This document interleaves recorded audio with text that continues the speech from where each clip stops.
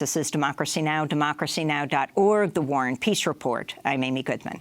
We begin today's show looking at Secretary of Defense James Mattis, who's announced he's resigning at the end of February while publicly rebuking President Trump's foreign policy. Mattis resigned one day after President Trump ordered the withdrawal of all 2,000 U.S. troops from Syria, and on the same day, reports emerged that Trump has ordered the withdrawal of about 7,000 troops from Afghanistan. That's about half the current U.S. force there. In his resignation letter, General Mattis, four-star general, implicitly criticized President Trump's foreign policy. He wrote, "My views on treating allies with respect and also being clear-eyed about both malign actors and strategic competitors are strongly held and informed by over 4 decades of immersion in these issues. We must do everything possible to advance an international order that is most conducive to our security, prosperity, and values, and we are strengthened in this effort by the solidarity of our alliances," unquote. Mattis went on to say, "Because you have the right to have a Secretary of Defense whose views are better aligned with yours on these and other subjects, I believe it's right for me to step down from my position," he said. In the letter, Mattis did not make a direct reference to Syria, but he did call out Russia and China. The New York Times reports Mattis is the first prominent cabinet member to resign in protest over a national security issue in almost 40 years. Much of the Washington establishment expressed shock over Mattis's resignation. Democratic Senator Mark Warner of Virginia said, quote, "This is scary. Secretary Mattis has been an island of stability amidst the chaos of the Trump administration." Republican Senator Marco Rubio of Florida responded to Mattis's resignation, saying, "It makes it abundantly clear that we're headed towards a series of grave policy errors which will endanger our nation, damage our alliances, and empower our adversaries," unquote. Prior to his time at the Pentagon, Mattis served as head of U.S. Central Command and as a Supreme Allied Commander of NATO. In 2004, he led the U.S. Marine attack on the Iraqi city of Fallujah. In May of 2004, he ordered an attack on a wedding party near Syria. 42 civilians were reportedly killed, including 13 children. We turn now to Andrew Bacevich, a retired colonel and Vietnam War veteran. He's the author of several books, including his latest, Twilight of the American Century. His other books include America's War for the Greater Middle East, A Military History, and Washington Rules, America's Path to Permanent War. He's Professor Emeritus of International Relations and History at Boston University. He also lost his son in Iraq. Professor Andrew Bacevich, welcome back to Democracy Now! If you could first respond to the resignation of the Secretary of Defense, and then, if this were President Obama, and he was announcing the pullout of troops from Syria and half the force from Afghanistan, wouldn't the peace movement be celebrating? What is your response? Well, this is an interesting situation. I have to think that Trump must have expected that this abrupt announcement of a withdrawal from Syria would lead to Mattis's resignation, and it probably is something that Trump welcomes. There's no question that Mattis has been an obstacle to Trump's efforts to reorient U.S. policy, particularly U.S. policy in the Middle East.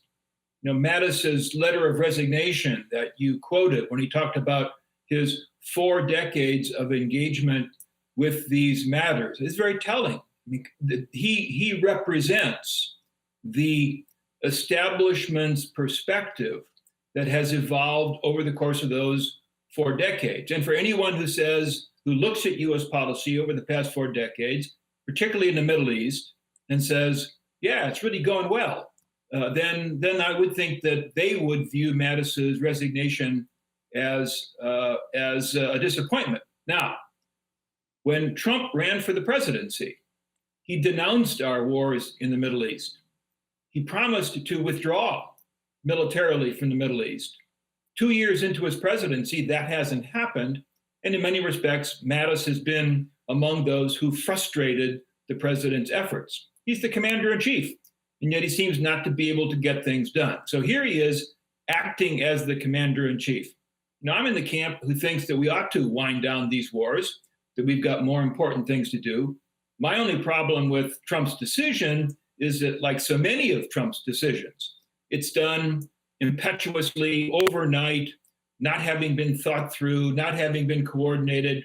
Yes, let's get out of Syria, but that doesn't mean we shouldn't have a policy with respect to the civil war in Syria. I think that the way Trump is approaching this thing, we don't have any policy, and that's going to be a problem. Do you think there's a connection to the murder of Jamal Khashoggi? And let me explain.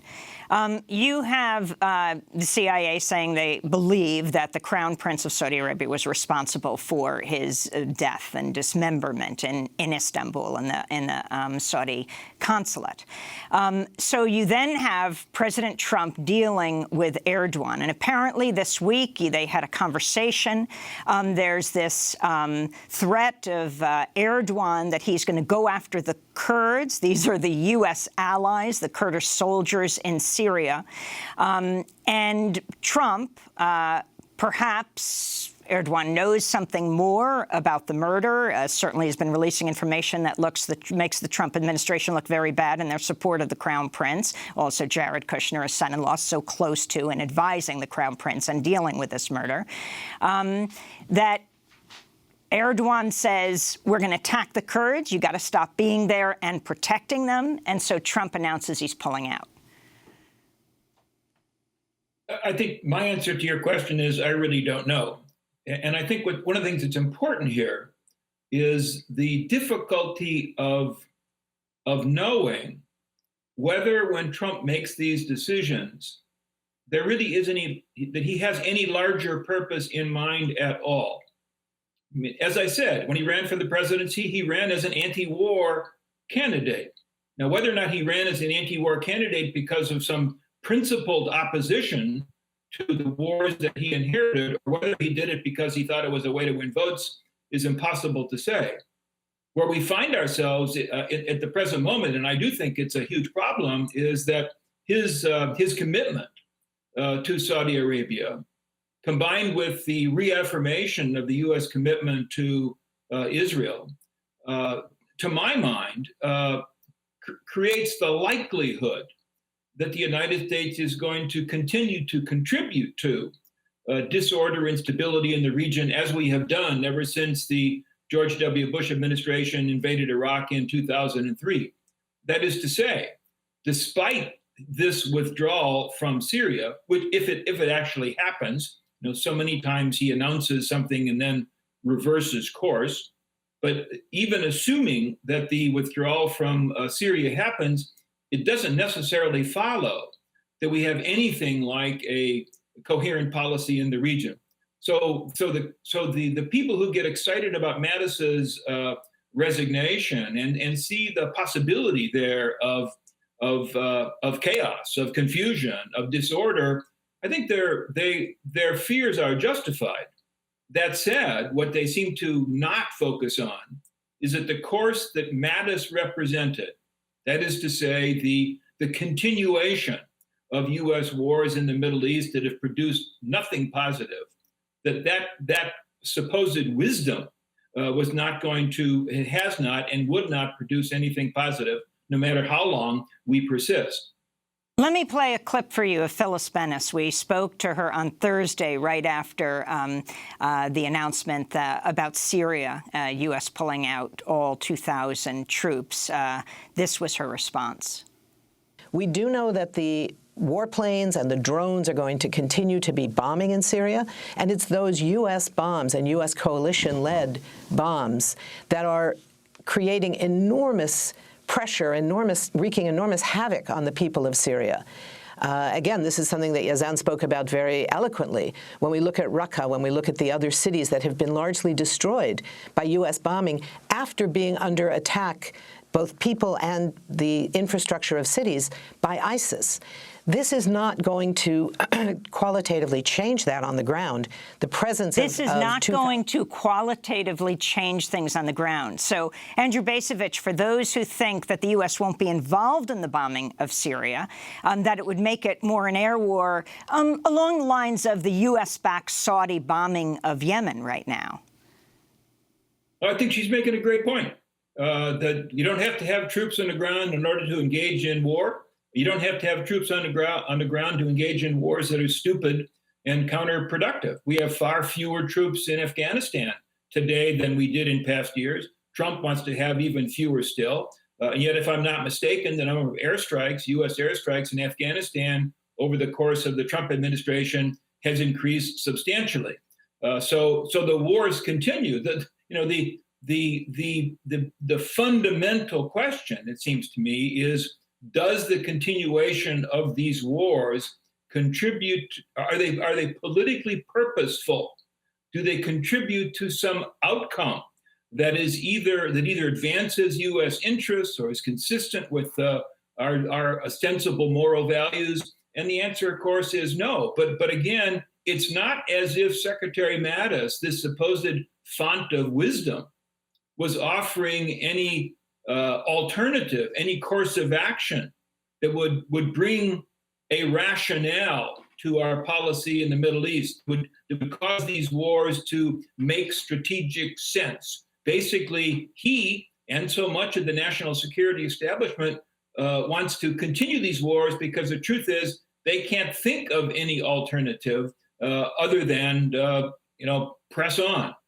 It might be interesting to listen to all the Republicans and Democrats who were saying this is a terrible idea, pulling the troops out, that we were just on the brink of victory in wiping out ISIS there, when others might say, where was evidence of that? Could you talk about Mattis's history, General Mattis's history? For example, The Intercept pointing out in 2004, it was Mattis who planned the Marine assault on Fallujah that reduced the Iraqi city to rubble, forcing 200,000 residents from their homes. And according to the Red Cross, at least 800 civilians were killed.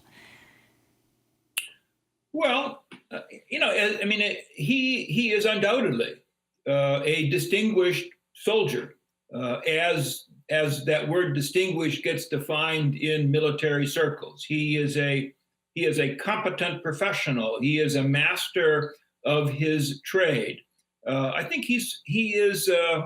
Wouldn't want to compare it with Petraeus, but he has a certain skill, I think, in relating to the press and therefore in creating an image that goes down well in Washington circles as the thoughtful warrior. Apparently, he is quite well read. My problem is that he's a conventional soldier with a conventional mindset, totally unimaginative.